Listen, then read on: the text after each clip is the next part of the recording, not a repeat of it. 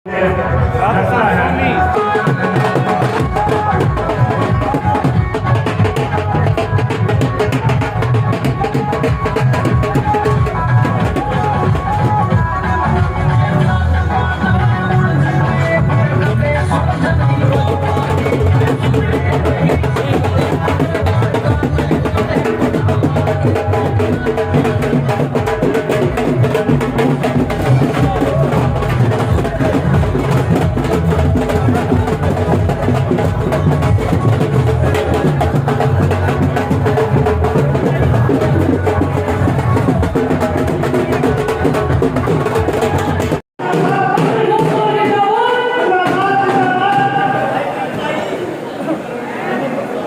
साथियों से निवेदन कि आप अपना अपना स्थान ग्रहण करें।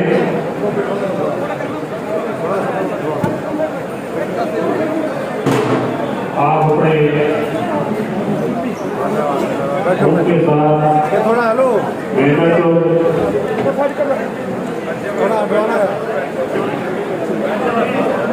उनके साथ हरियाणा मिशन प्रभारी महेंद्र सिंह बिंदौर। नौजवान हमारे कर्मचारी छोटे छोटे जो दुकानदार हैं उन सब का ख्याल रखते हुए सबको एक करके जो लोग हमेशा समस्याओं के ऊपर राजनीति करते रहे उसका अंत करके एक नए युग का उदय होगा और उस युग का नाम है हरियाणा में केजरीवाल युग, जिसका सूत्रपात हो चुका है। 29 तारीख को कुरुक्षेत्र के अंदर वहाँ पर महारैली आयोजित होगी। अब बदलेगा हरियाणा। तो मैं सभी साथियों को आमंत्रित भी करने आया हूँ और साथ साथ नीचे से लेकर के संगठन ऊपर तक मजबूत हो उसकी भी हमारी प्रक्रिया चल रही है। वो भी हमने अभी डिस्कशन किया और लोगों से अलग से भी बात करेंगे। और हज़ारों की संख्या में नए साथी आज इस परिवार से जुड़े। मैं सबका स्वागत करता हूं और सबको विश्वास दिलाता हूं कि सबके सहयोग से हम बड़ा बदलाव इस देश की राजनीति में लेकर के आएंगे। और 24 से लेकर के जो लड़ाई है, लड़ाई बेरोजगारी के खिलाफ, भ्रष्टाचार के खिलाफ, जातिवाद के खिलाफ, इसको देश को लूटने वालों के खिलाफ, इस देश को कमज़ोर करने के खिलाफ, उस लड़ाई को भी मजबूती से हम जीतेंगे। बाकी हरियाणा में सरकार नाम की कोई चीज़ है नहीं, देख ही रहे हो। ना सरकार नाम की चीज़ है, ना विपक्ष नाम की चीज़ है। दोनों गायब हैं जी।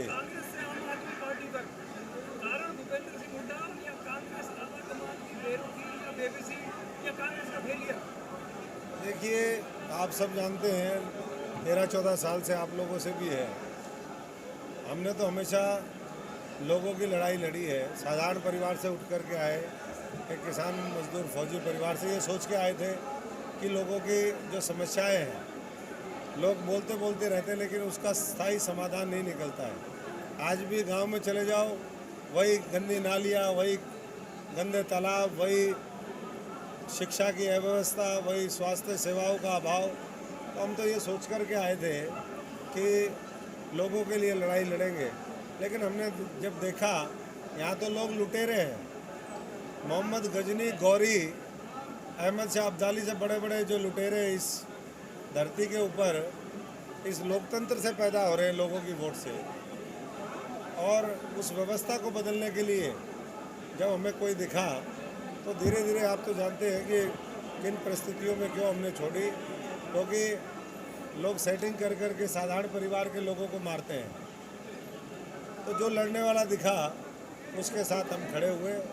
देश में आज हर साथी से, हर नागरिक से मैं यही अनुरोध करूंगा कि समय बहुत बलवान है, एक एक मिनट कीमती है, तो इसलिए समय का सदुपयोग करें और जो लड़ने वाले लोग हैं उनका साथ दें, जो मिलजुल करके राजनीति करने में लगे हुए हैं और देश लूटने में लगे हुए हैं, उनका राजनीति से सफाया करें। और यही कारण कहीं ना कहीं बना, जब हमने संघर्ष किया, मेहनत करी और जब लोगों को हमने देखा कि भाई यहाँ तो व्यक्तिगत स्वार्थ जो है वो लोग देख रहे हैं और उसमें हाईकमान भी मूक दर्शक है। तो फिर हमने कहा कि भाई ऐसी व्यवस्था के भागीदार हिस्सेदार हम नहीं हैं, हम कुछ नई व्यवस्था देखेंगे। और फिर जब केजरीवाल जी कांग्रेस से में शीर्ष पद पर पहुंचे और फिर टीएमसी में और अब आप में टीएमसी आप देखिए, टीएमसी में तो प्रशांत किशोर हमें लेके गए थे और हमने उनको कहा भी था कि भाई हमें टीएमसी की नहीं, प्रशांत किशोर की ज़रूरत है। तो प्रशांत किशोर बाद में फिर कांग्रेस से उनकी वार्ता शुरू हुई।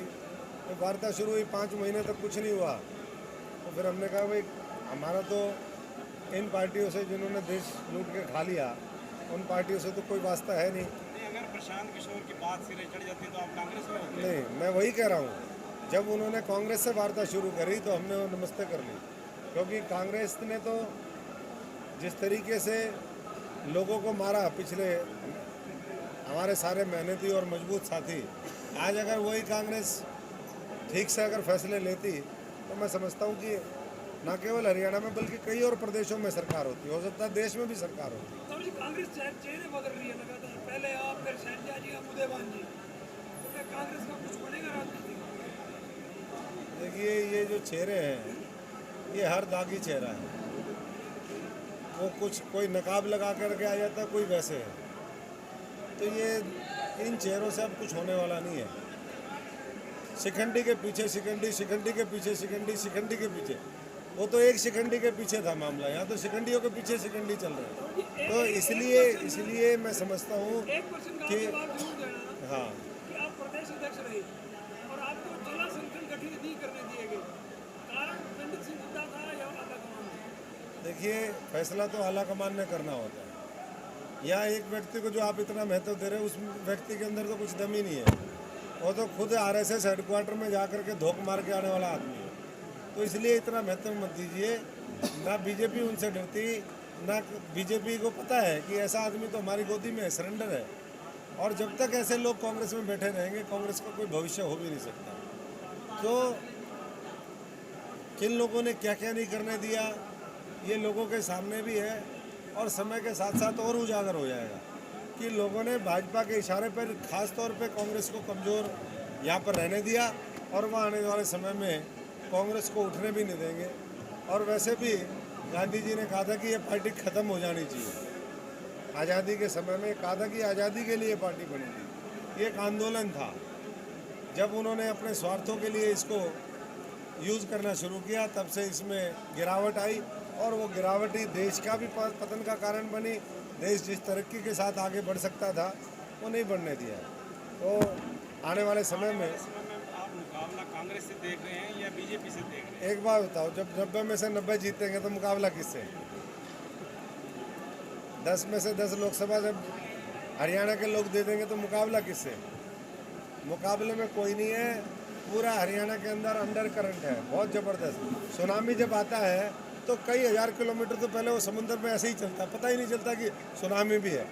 जब वो कोस्ट को टच करता है तब तबाही मचा देता है। तो तबाही तो मचेगी 24 में, लेकिन अंडर करंट चल पड़ा है। और वो ये जो तेजेंद्र बग्गा वाला एपिसोड हुआ है, इस पे आप कुछ कहना चाहेंगे? देखिए, ये चाहे बग्गा हो चाहे कोई और हो, जिस तरह की भाषाएं ये लोग उपयोग कर रहे हैं उसमें नेताओं की भी गलती है। बिजली मंत्री हमें चपरासी बता रहा है, भाई मैं तो चपरासी हूँ जी।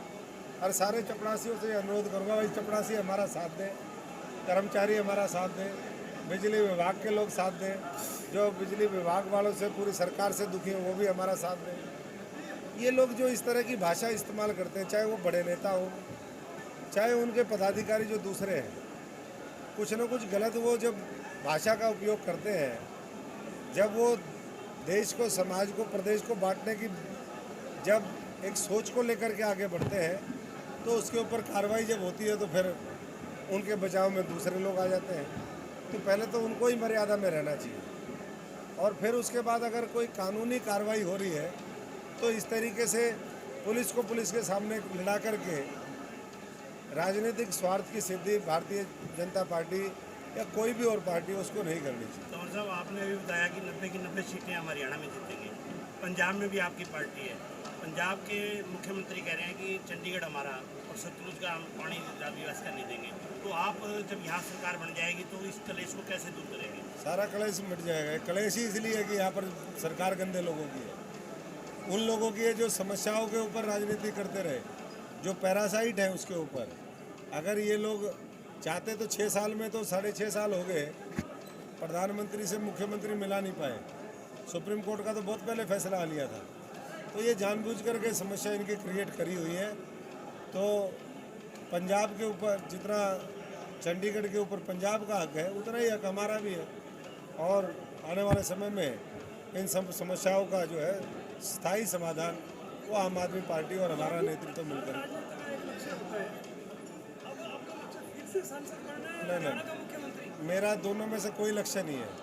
जिनका वो लक्ष्य है वो अपना काम करते रहे। मेरा लक्ष्य एक ही है, छोटा भाई मेरा लक्ष्य है। ऐसे साथी मजबूती से आके उभर करके आए, ये सांसद विधायक ये बने और आम आदमी का राज आए।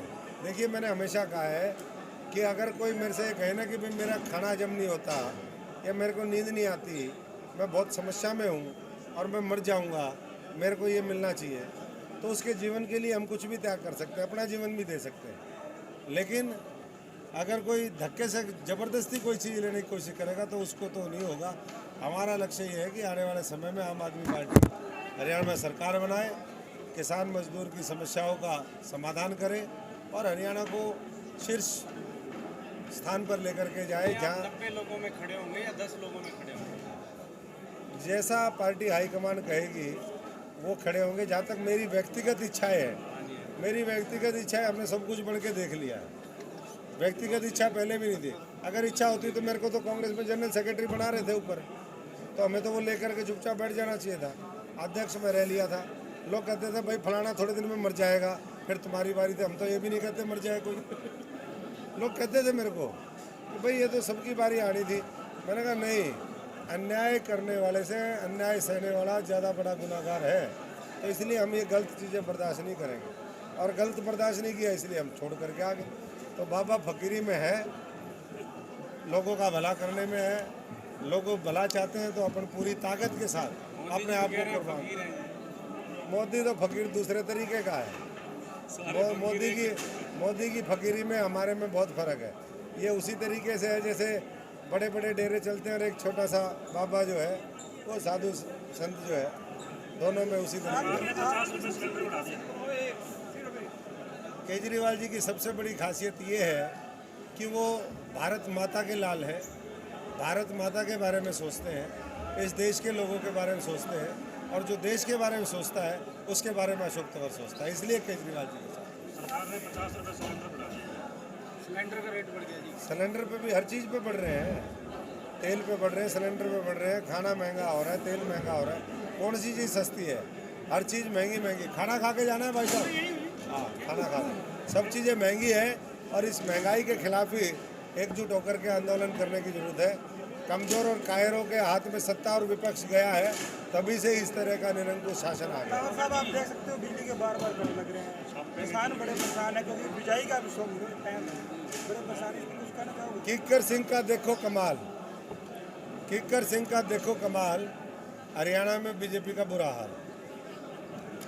तंवर साहब कुछ आम आदमी पार्टी के जो पुराने कार्यकर्ता हैं उनका कहना है कि तंवर साहब ने हरियाणा में जो पार्टी है उसको हाईजैक कर लिया है। क्या कहना चाहिए? देखिए, मैं हाईजैक तो मैं कांग्रेस ही नहीं कर पाया भाई। क्योंकि पुराने मैं आम आदमी को कैसे आम आदमी नेता भी पुराने बैठे हैं, सारे भाई बंधु है, धीरे धीरे सब मिलेंगे और ये वो फौज तैयार करेंगे जो किसी भी सीमा पर, किसी भी लेवल पर जाकर के देश और लोगों की लड़ाई लड़ेगी। गृह मंत्री हरियाणा ने पंजाब में जो आम आदमी पार्टी सरकार है वहाँ पर टॉर्चर अब बताया वहाँ कि वहाँ पर किसी के खिलाफ भी मुकदमा दर्ज करके किसी को उठा लिया जाए, तो इस पर क्या कहेंगे? गृह मंत्री भी थोड़ा सावधान रहे। सर जी, होमगार्ड में